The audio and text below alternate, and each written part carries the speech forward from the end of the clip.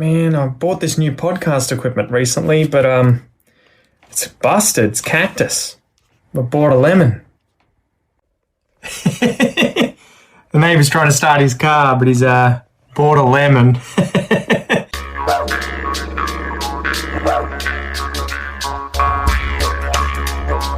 G'day you mob and welcome to Aussie English. I am your host Pete and my objective here is to teach you guys the English spoken down under. So whether you want to sound like a fair dinkum Aussie or you just want to understand what the flippin' hell we're on about when we're having a yarn, you've come to the right place. So sit back, grab a cuppa and enjoy Aussie English. Let's go.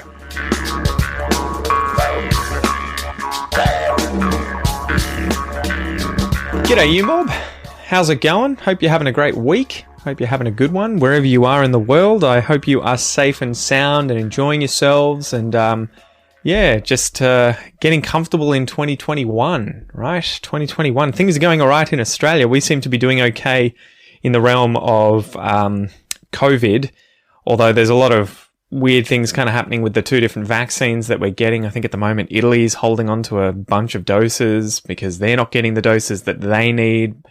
Lots of stuff's going on, but it's definitely looking like it's going to be a better year than 2020, huh? So I hope wherever you guys are, whatever you're doing well.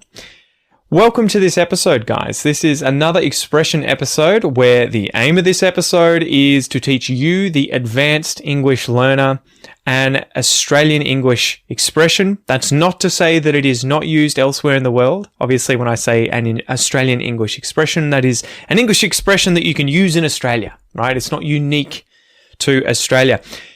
If you would like the transcripts for these episodes, guys, as well as the video lessons, so for those of you listening to this on the podcast, this is also a video lesson where you will see videos come up on the screen, you'll see definitions of words and expressions, you'll see the pronunciation phrases, all of that stuff comes up. It's more of a visual lesson so that if you are, like me, a visual learner, it makes the process of absorbing new vocab and expressions and studying these lessons a lot easier. So if you want access to that, join the premium podcast or the academy, which includes the premium podcast. Okay, guys? Now, today, all right, so we start off with a joke, right? It is going to be a joke that's related to the expression, which is to buy a lemon. So what's it going to be about? It's going to be about a lemon. I'll get to the joke, right? I'm laughing too soon. All right, so why did the lemon stop rolling down the hill? Why did the lemon stop rolling down the hill?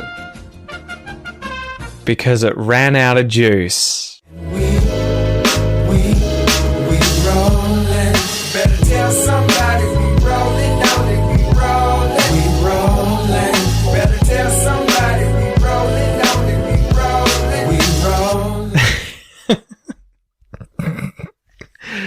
Because it ran out of juice. Do you get it? God, dad jokes. All right. So the idea here is that the word juice can be the sweet liquid that you get out of something like a lemon, right? Usually fruit. So you'd get lemon juice, you get orange juice, you get, what's another juice? Pineapple juice, passion fruit juice, grapefruit juice, the apple juice. There's heaps of different juices. But we can also use juice to mean energy. This is kind of informal English. This is sort of slang. So if someone has a lot of juice, they have a lot of energy, right? They're full of energy. If they don't have any juice or they've run out of juice, they no longer have any energy.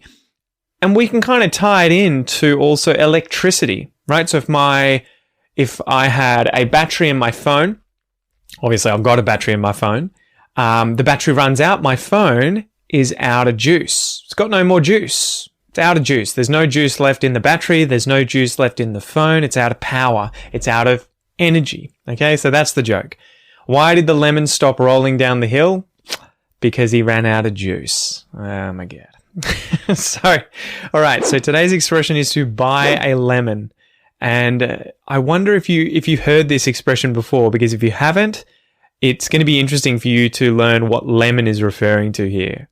It doesn't seem like it's very intuitive, right? Anyway, before we get into the expression of what it means, let's define the words in this expression. to buy something. I'm sure you guys know what to buy something is. It is to lash out. It is to spend your hard-earned cash on something, right? To purchase something, to obtain something in exchange for payment, for money. That is to buy something. And a lemon, now, literally here, a lemon would be just that, right? A piece of fruit, a yellow piece of fruit, a citrus, pale yellow oval piece of fruit with thick skin that is acidic. It's similar to limes or oranges or mandarins. Mandarins? Man, my English is horrible today. You'll know what a lemon is literally. But when we use this figuratively, it means a faulty device or machine, usually a vehicle, a lemon in this sense. Okay, so I'll just get to defining the expression so that you understand. If you buy a lemon, you've bought something which is usually worthless or doesn't work properly, especially a vehicle, because it's faulty, right? It doesn't turn on, it doesn't function, it's so badly broken you could never fix it, or it will cost a lot to fix. It's not going to work, right? So it is a lemon. Why a lemon? Well, there are many theories. One is that in the 20th century, in American slang, it was used to mean a hustle, right? Which is, I guess, where you are sort of tricking someone into giving them or giving you their money. So if someone conned you and they sold you a dodgy car that didn't really work very well, you were the victim of a lemon, right? Of a hustle. You got tricked. You got conned. But maybe then that morphed into the car itself becoming the lemon instead of the hustle. Who knows? That's one hypothesis. But lemon today refers to usually a car that doesn't work very well or that has problems. So let's get into the examples, and I will give you the perfect example for this. I don't know if I've talked about this before on the podcast, but back when I was probably in my early 20s, I don't remember the exact year. I think it would have been like 21, 22. I sort of had this midlife crisis, and I decided to save up all of my money. In fact, I got a loan as well, and then lash out on a BMW sports car. Bad decisions. Oh man. Hindsight is 2020. There's a good expression for you. When you look back on the past, hindsight is always 2020. You can always look back with perfect vision, right? Because you know what happens. I'm sure you can guess what happened. So I spent my hard-earned money on this BMW. I lashed out, I think it was like $13,000, 13 grand on this BMW. It was in Melbourne. I took my mates. We all checked the car out. They had a look under the hood, right? They lifted up the hood and it was all good. It seemed all good. They chucked their heads under the car as well. No oil anywhere. It drove really well. I ended up purchasing it. I went back to Geelong, and in order to get the car registered in my name, I had to get a roadworthy certificate, an RWC, which is something you have to do in Australia. You have to show that the car is worthy of being driven on the road, that it is roadworthy, in order to register it once you change names, when you buy it from someone. So you have about a month to do this, and I took the car to get looked at by some BMW mechanics, and they were pretty blunt with just saying you bought a lemon. You bought a dodgy car, it's got a blown head gasket, you're going to have to pay probably $4,000 to fix this, which is, I don't know, a third the price of the car. So, you bought a lemon. And the car was a massive headache. It ended up breaking down so many times, costing me a lot of money to fix. I ended up having to sell it at a massive loss for like $9,000 a year later. It was a massive lemon. What a headache. Number 2. Story about bikes being left out as hard rubbish. Okay, so this was an interesting story for me. When we were putting our hard rubbish out in front of our house recently, when we were moving house, this is where you put things you want the rubbish people to come and collect, but can't fit in a bin. So, things like beds or furniture or bikes or, other electronic goods. We put out a whole bunch of stuff, including an old bike. And people kept adding to the pile. They kept adding other dodgy bikes, other, computers and devices that didn't work to this pile, and it kept getting bigger and bigger and bigger. And I remember seeing all these people switching some of the items. They would ride their bike up and then see the bike that was on the pile, take that bike and leave their bike. And I was thinking the whole time, why on earth would they want these bikes, right? These bikes are total lemons. I mean, I guess in this case, they're not buying the bikes. They're not buying a lemon because they're getting it for free. But they were totally dodgy old bikes. It was probably not worth it. Just go and buy a new bike. These were lemons. All right, example number 3. Imagine that you buy the latest MacBook Pro, right? Or iPad or iPhone, whatever it is.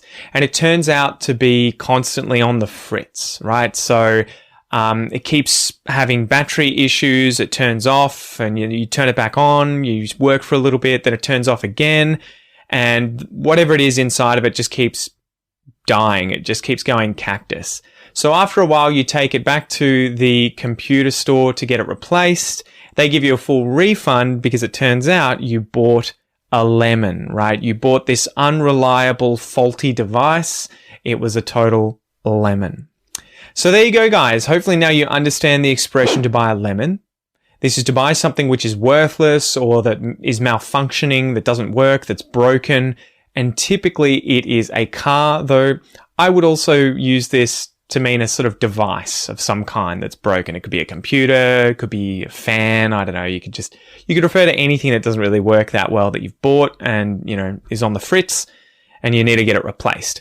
So as usual, let's have a look at those clips again from the start of this video and see if you can now understand how this expression was being used.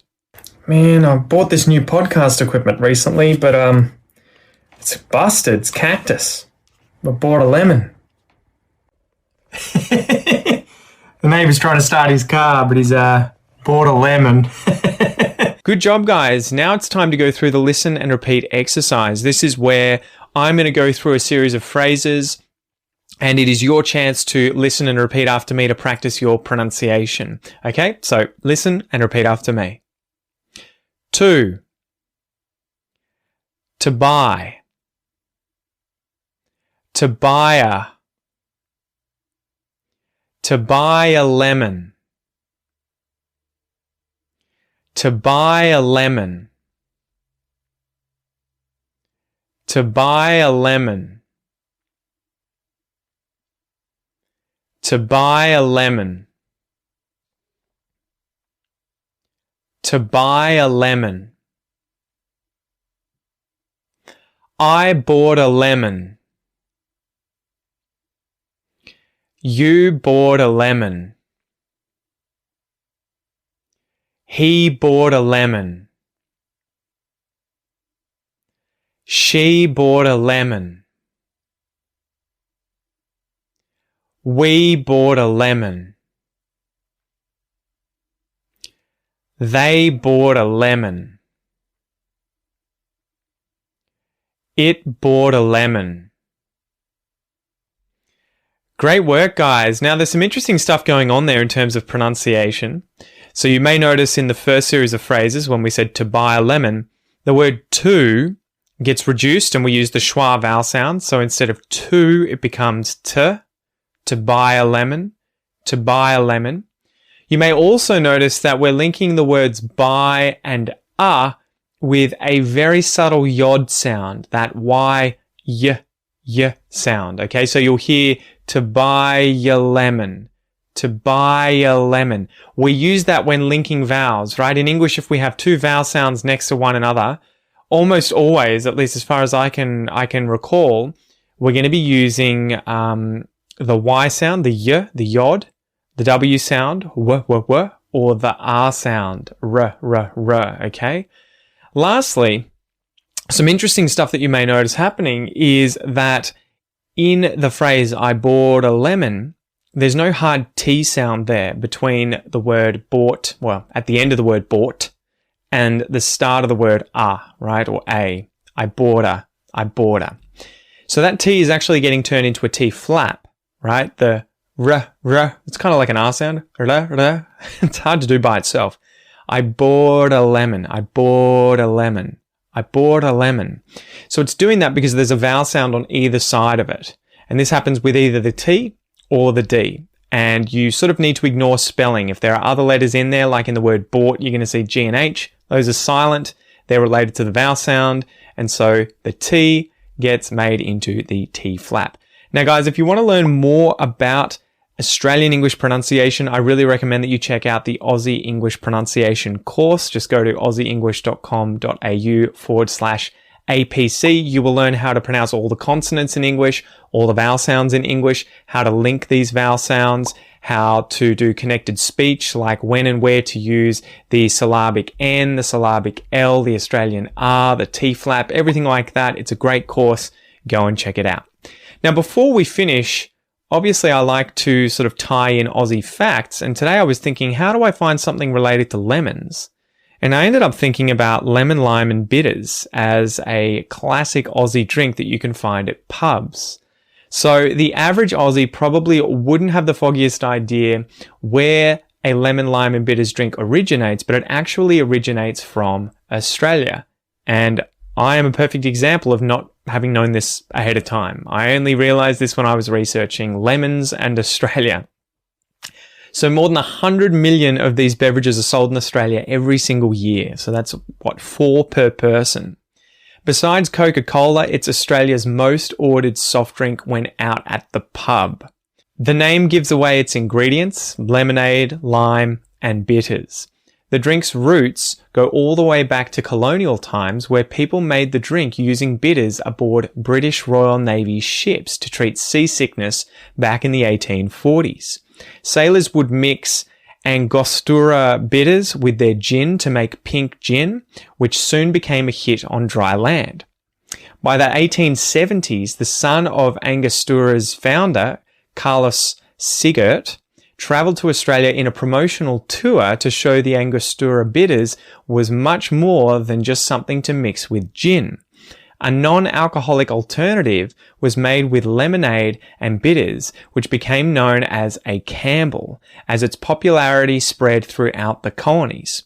Hotter climates of Australia made the drink all the rage. It became very popular. Over the years, the drink made its way out of Australia and spread to places like Britain and into other British colonies. In Nigeria, people started mixing lemonade and bitters with grenadine and orange juice, whilst in Hong Kong, they swapped the lemonade for a blend of ginger beer and ginger ale, then added lemon juice and named it a gunner. By the time the 20th century rolled around back in Australia, the drink had well and truly risen to continent-wide prominence and was a staple in pubs and restaurants all across the land. It's even become used as a remedy for car sickness. I should probably give Kel the odd lemon, lime and bitters when we're in the car next time then. Next time you're in the land of Oz, down under, go and grab a pub meal or head to a restaurant and make sure that you order a lemon, lime and bitters and then send me a message and tell me what you reckon. Was it worth it? Was it good? Was the lemon worth the squeeze?